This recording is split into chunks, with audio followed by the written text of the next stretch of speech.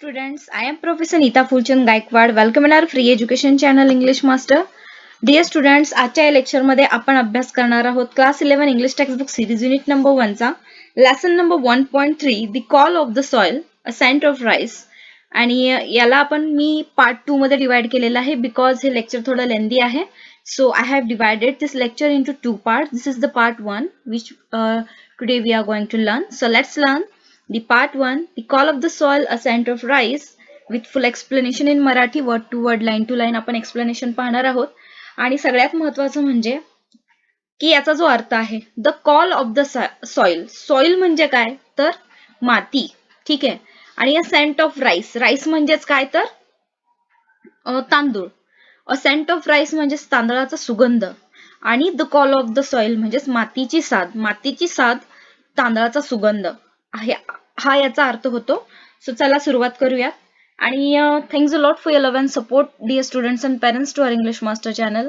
मला खूप आनंद होत आहे की तुम्ही सर्व कमेंट्स थ्रू जे प्रेम आपल्या चॅनलला देत आहात आणि जितकं लाईक शेअर सबस्क्राईब करत आहात त्याच्यामुळे I really appreciate your love and support. धन्यवाद. तर चला आता सुरुवात करूयात. लाईक शेअर सबस्क्राईब करायला विसरू नका. हा फोटो आहे व्यंकटेश्वरन व्यंकट अय्यर. ओके, सो यांना व्यंकट असे म्हणायचे.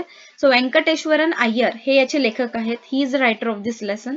ही बॉर्न इन 1966. व्यंकटेश्वरन अय्यर म्हणजे त्यांना व्यंकट अय्यर या नावाने ओळखलं जायचं. Is a science graduate and a certified project management professional. हा त्यांचा म्हणजे ते सायन्स ग्रॅज्युएट होते आणि सर्टिफाईड प्रोजेक्ट मॅनेजमेंट प्रोफेशनल होते. He last work with IBM in Mumbai as a project manager for software implementation. Software implementation साठी त्यांनी म्हणजेच त्या एका पर्टिक्युलर फील्डमध्ये ते IBM मध्ये मुंबईमध्ये ॲज अ प्रोजेक्ट मॅनेजर म्हणून काम करत होते. म्हणजे हे ते त्यांचं शेवटचं काम सांगितलेलं आहे की लास्ट त्यांनी इथे काम केलंय. After 17 years in the IT industry, he quit in 2004 to live on his organic farm in Pet village in Dahanu taluka, Palghar district, Maharashtra. So ते त्यांचं जे गाव होतं महाराष्ट्रातील जो पालघर जिल्हा आहे त्यातला डहाणू तालुका, इथे पेट नावाचं एक जे गाव आहे तर तिथे त्यांनी ऑर्गॅनिक फार्म, ठीक आहे. सो आपण याला असं म्हणू शकतो की रासायनिक खेती आणि जी जैविक शेती असते.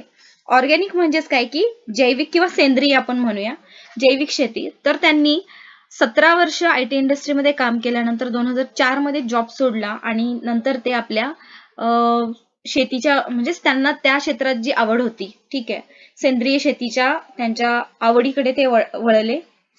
His book moong over microchips traces his transition from techie to farmer over a period of 15 to 17 years. म्हणजेच त्यांनी एक पुस्तक लिहिलेलं आहे मूंग over मायक्रोचिप्स.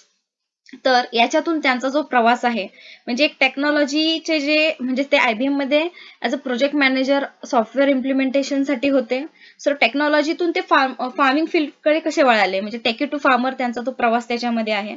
It was not a career change but a lifestyle change I was looking for. He says about his decision to shift to the quieter environs of a village. म्हणजेच IT technology मधून शेतीकडे वळणं हा त्यांचा career change नव्हता, तर त्यांना त्यांची लाईफस्टाईल त्यांनी चेंज केली होती. He insisted on practising organic farming from the outset. आणि त्यांना जे आपलं सेंद्रिय प्रकारची जी खेती आहे त्याच्यावर त्यांचा भर होता. He was resolute in spite of numerous challenges which he faced. आणि बऱ्याच आव्हानांना त्यांनी सामोरे गेले होते.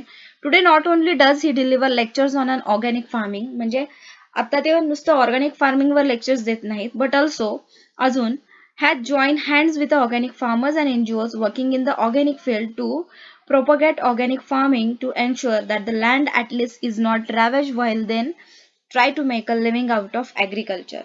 So चला आता सुरुवात करूयात. म्हणजे त्यांनी जे बोललेल्या ओळी आहेत त्यांचं मी तुम्हाला इथे एक्सप्लेनेशन सांगेल, काही शब्द आहेत त्यांचे अर्थही सांगेल. द फर्स्ट क्रॉप म्हणजे पहिले पीक. सो आता सुरुवात करूयात. It was April 2004. 2004 सालचा एप्रिल महिना होता. I stood in the middle of lush green field of green gram and looked around me. Guess the meaning of the word lush in this context. तर याच्यामध्ये आपण तर असं पाहूयात की याचा अर्थ काय होतो. Lush, LUSH. ओके, सो याचा अर्थ आहे इंग्लिशमध्ये की ग्रोईंग लक्झुरियंटली थिक, म्हणजे त्याला आपण म्हणूया की जोमाने वाढलेले पीक. ओके, सो मुगाच्या भरघोस वाढलेल्या हिरव्यागार शेताच्या मधोमध उभा राहून मी सभोवताली पाहत होतो. It was just before sunrise and the sky was turning a bright orange. सूर्योदयापूर्वीची ती वेळ होती. ओके, सनराईज म्हणजे सूर्य उगवणे, सनसेट म्हणजे सूर्य मावळणे, म्हणजे सूर्योदयाच्या पूर्वीची ती वेळ होती, म्हणजे पहाटेची वेळ. आणि आकाश सोनेरी तांबूस रंगाने उजळून निघाले होते. The ground was damp and the leaves were shining with dew. म्हणजेच काय की जमीन ओलसर दमट होती. डॅम्प म्हणजे ओलसर दमट होती. आणि the leaves were shining with due, पानांवर दवबिंदूंचे थेंब चमकत होते. माय bare feet were muddy as I walk around gingerly inspecting the plants. My bare feet were muddy म्हणजेच की माझे जे पाय आहेत ते अनवाणी पायांनी माती म्हणजे त्या चिखलामध्ये पिकांची न्याहाळणी करत माती भरल्या अनवाणी पायांनी मी सांभाळून चालत हिंडत होतो. जिंजरली म्हणजेच काय की व्हेरी कॉशियस ऑर केअरफुल, म्हणजेच खूप सावधानतेने किंवा सांभाळून आपण याला म्हणूयात. इन्स्पेक्टिंग द प्लांट्स म्हणजे मी पिकं निहाळत होतो. Around me were rows of chikoo trees and below a dense foliage of moong. आणि त्यांच्या सभोवती रांगेने चिकूची झाडे होती आणि खाली मुगाच्या पिकांचा भरगच्च हिरवा पर्णसंभार होता. फॉलिएज म्हणजे the leaves of a tree or a plant, म्हणजे पर्णसंधार याला असे म्हणतात मराठीत. ऍट दॅट पॉइंट म्हणजे त्यावेळेस, त्या क्षणी, I could not have asked for anything more. त्या क्षणी मला याहून अधिक काहीही नको होते. The moong plants not more than 2 feet tall had green pods hanging out. तर 2 फुटांपेक्षा कमी उंचीच्या मुगाच्या त्या पिकांवर हिरव्या शेंगा लटकत होत्या. पॉड्स, ग्रीन पॉड्स म्हणजे हिरव्या शेंगा, हँगिंग आउट म्हणजे लटकत होत्या. The pods were not yet ripe and there was a light fuzz growing on them. आणि शेंगा अजून पिकल्या नव्हत्या आणि त्यांच्यावर हलकीशी लव उगवली होती. फज म्हणजे लव. There was still some time before the harvest I felt exhilarated. म्हणजेच there was still some time before the harvest म्हणजे कापणीला अजून वेळ होता. हार्वेस्ट म्हणजे कापणी. आय फेल्ट एक्झिलरेटेड, आपण हा जो एक्झिलरेटेड शब्द आहे तो on to the summit we reach the top या धड्यामध्ये पाहिलेला आहे. याचा अर्थ आहे की मी खूप खुश असणे, म्हणजेच मी खूप खुशीत होतो, असं लेखक सांगत आहेत. I stood watching the sun rise above the towering trees across the fence and slowly made my way back to the house, a white structure in the middle of this greenery. इथे ते सांगत आहेत की कुंपणा पलीकडच्या उंच झाडांमागून सूर्य उगवताना पाहत मी उभा राहिलो. I stood watching the sunrise above the towering trees across the fence. Fence म्हणजेच काय की कुंपण. And slowly made my way back to the house. आणि त्या हिरवाईच्या मध्ये असलेल्या पांढऱ्या बांधीव घराच्या दिशेने मी हळूहळू निघालो. A white structure in the middle of this greenery, म्हणजेच त्या हिरवाईच्या मध्ये असलेल्या पांढऱ्या बांधीव घराच्या दिशेने मी हळूहळू निघालो. I could not believe that I was the owner of this land and that I was looking at my first crop as a farmer. म्हणजेच त्यांना या गोष्टीवर विश्वासच बसत नव्हता की ही जमीन माझ्या मालकीची आहे आणि शेतकरी या नात्याने मी माझ्या पहिल्या पिकाकडे पाहत आहे. After I had paid the advance money for the land I thought I would have some time to get familiar with farming. आणि जमिनीसाठी जेव्हा त्यांनी आगाऊ रक्कम चुकती केली तेव्हा त्यांना शेतीबद्दल माहिती करून घ्यायला मला थोडा वेळ लागेल असे त्यांना वाटले होते. बट मोरू दादा, the broker who got us the land had other ideas. परंतु ते म्हणत आहेत की आम्हाला जमीन मिळवून देणारे जे मध्यस्थ होते, ब्रोकर म्हणजे मध्यस्थ, मोरू दादा यांच्या मनात मात्र काही वेगळ्या कल्पना होत्या. He was keen that we plant moong at once. आणि त्यांच्या मनात होतं की आम्ही लगेचच मुगाचे पीक घ्यावे. I was not prepared for this, परंतु याच्यासाठी लेखक तयार नव्हते. I was still reading books and trying to figure out what we could sow and how we should go about it. Sow म्हणजे पेरणे. परंतु आम्हाला जमीन तिथे सांगत आहेत की जसं मोरूदादांनी सांगितलं की लगेच मुगाचं पीक घ्या, अशी त्यांची इच्छा होती आणि मी त्यासाठी तयार नव्हतो. मी अजूनही पुस्तके वाचून कोणते पीक घ्यावे, त्याविषयी पुढे कसे काय करावे हे समजून घेण्याच्या मनस्थितीत होतो. But Morudada was quite firm, परंतु मोरूदादा मात्र ठाम होते. He said the season was right for sowing moong and the best seeds were available in Surat in the adjacent state of Gujarat. So ते म्हणत होते की मूग पेरण्यासाठी आताचा ऋतू अतिशय योग्य आहे आणि शेजारच्या गुजरात राज्यातल्या सुरतमध्ये उत्तम बियाणे उपलब्ध आहेत असे त्यांनी आम्हाला सांगितले. I made a quick trip to Surat and bought around 10 kilograms of moong. तेव्हा मी लगेच सुरतला जाऊन 10 किलो मूग खरेदी करून आणले. Morudada rented his tractor to plough the land and quickly planted moong all over the place. आणि मोरूदादाने शेत नांगरण्यासाठी त्यांचा ट्रॅक्टर भाड्याने दिला आणि लगेचच संपूर्ण शेतात मूग पेरले. प्लॉ, PLOUGH, प्लॉ म्हणजेच काय की याला आपण म्हणूया की नांगरणे. ठीक आहे, नांगरणी, शेत नांगरण्यासाठी त्यांनी त्यांचा ट्रॅक्टर दिला. इथे एक आपण याचे तर अर्थ पाहिले. ओके, सो आता इकडे बघा, find words related to agriculture. Agriculture म्हणजे शेती संबंधित जे वर्ड्स आहेत, फॉर एक्झाम्पल प्लॉ असेल किंवा हार्वेस्ट असेल, सोईंग असेल. सो हे काही शब्द जे आहेत ते तुम्ही लिस्ट त्याची बनवा. ओके, चला. अ फ्यू डेज लेटर म्हणजे काही दिवसांनंतर, we were overjoyed to see tiny green leaves म्हणजे छोटी छोटी कोवळी हिरवी पालवी फुटलेली पाहून आम्हाला फार आनंद झाला. आय हॅड नेव्हर सीन मूग growing before and was thrilled at the site. म्हणजेच मी आधी कधीही मूग उगवताना पाहिले नव्हते, त्यामुळे ते दृश्य पाहून मी खूपच रोमांचित झालो. It was the same thrill I had felt as a young boy when I saw the first of the hibiscus I had planted bloom at the railway quarters in Ville Parle in Mumbai. आणि त्यावेळेस लेखक म्हणत आहेत की लहानपणी मुंबईत विले पार्लेला railway क्वार्टरमध्ये राहताना लावलेले हिबिस्कस म्हणजे जास्वंदीचे जे रोप उमलताना पाहून मी जसं आनंदित झालो होतो त्याची मला आठवण झाली. I was grateful to have taken Moru's advice. आणि मोरूचा सल्ला मांडला त्याबद्दल मी त्याचा आभारी होतो. आता इथे बघा, इथे याचं मी एक्सप्लेनेशन देते. The writer disagreed with Moru दादा बिकॉज म्हणजे कोणत्या वेळेला, आता आपण या पॅरेग्राफमध्ये पाहणार आहोत की आपले जे लेखक आहेत ते मोरू दादाशी डिसअग्री का होते, म्हणजेच त्यांच्या मताशी सहमत का नव्हते, त्याची तुम्हाला इथं उत्तरं लिहायची आहेत, मी आता सांगेलच. आणि हराकिरी काय आहे, formal way of killing your self by cutting open your stomach with a sword. म्हणजेच काय की तुम्ही स्वतःच्या हाताने स्वतःचं पोट कापून घेताय, याप्रमाणे हा शब्द इथे वापरलेला आहे. तर पाहूया याचा मीनिंग, म्हणजे हा शब्द कशा प्रकारे इथे वापरण्यात आलेला आहे. The next thing Morudada wanted to do was spray some pesticide on the plants. आणि त्यानंतर मोरूदादाने सर्व रोपट्यांवर जंतुनाशक औषधांची फवारणी करावी असे आम्हाला सुचवले. म्हणजे पेस्टिसाइड्स म्हणजे जंतुनाशक जे असतात. He claimed that it would give a higher yield. Yield म्हणजेच काय की पीक, त्यामुळे अधिक प्रमाणात पीक येईल असे त्यांचे ठाम मत होते. This was something we did not want to do. आणि हेच लेखकांना करायचं नव्हतं, त्यांची इच्छा नव्हती. We were clear that we would not use any chemicals and try to explain it to हिम.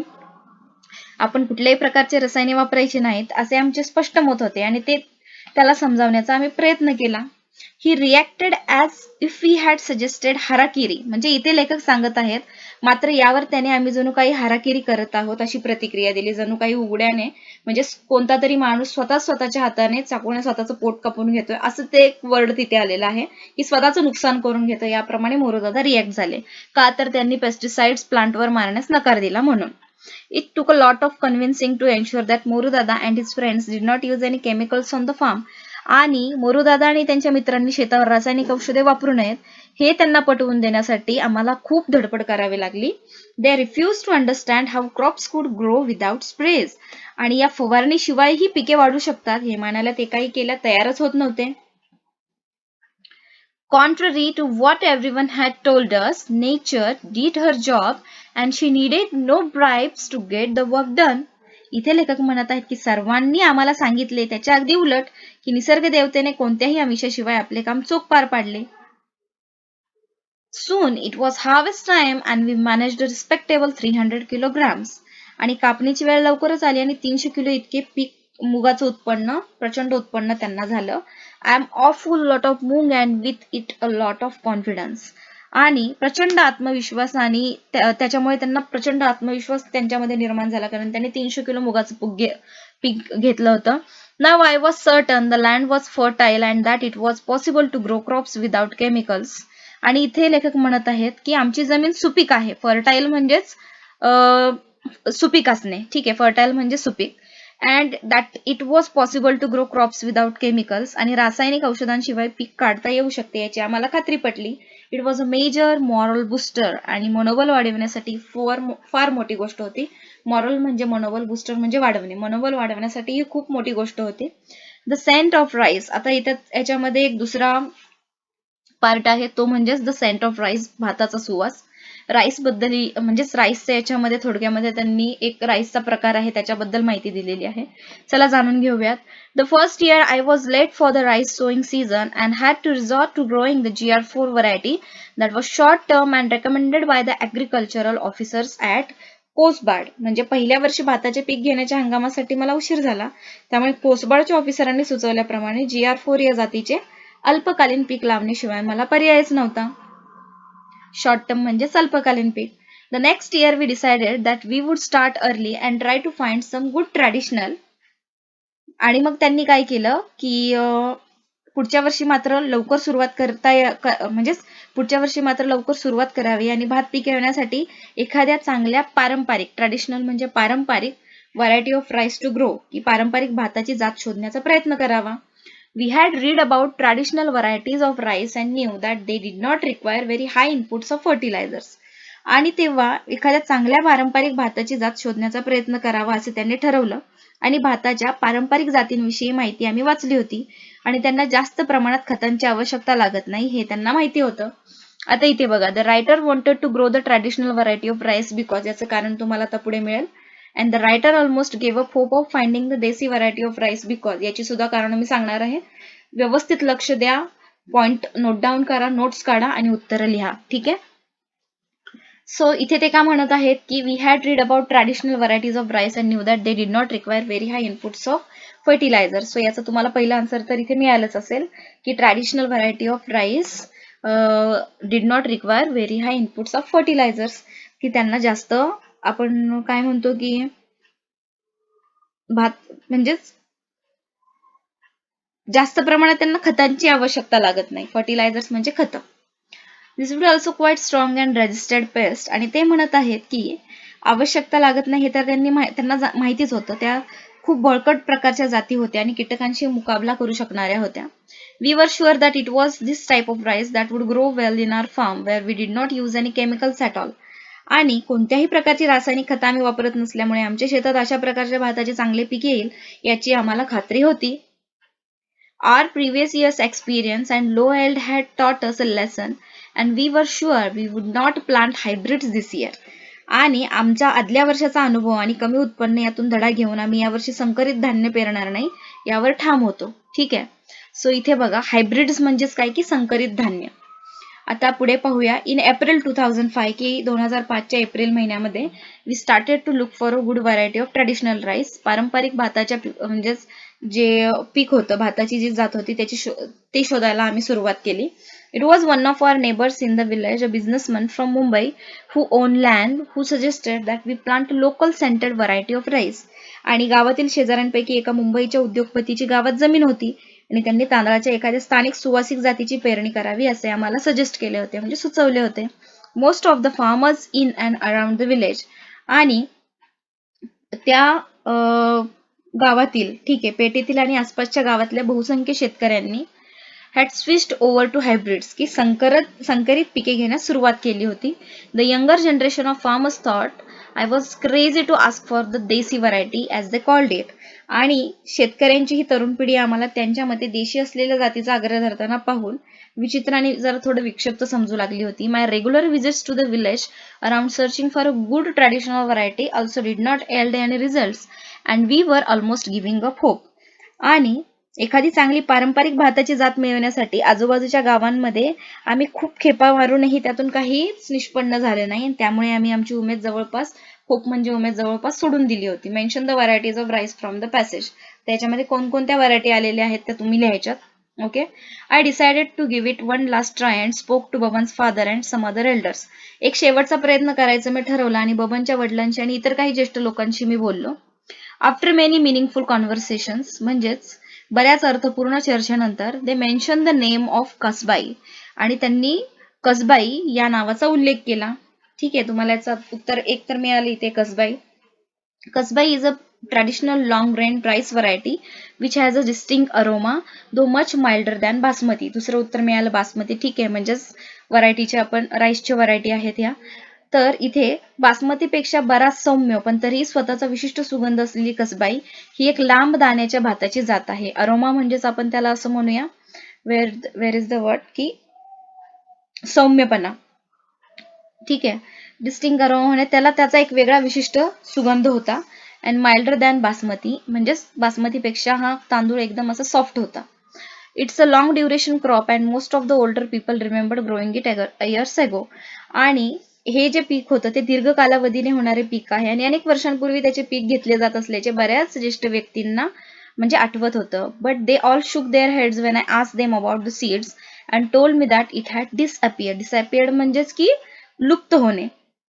पण त्याचे बियाणे कुठे मिळेल असे विचारतात त्या सर्वांनी नकारार्थी मान हलवली आणि म्हटले की ते आता लुप्त झाल्याचे त्यांनी सांगितले.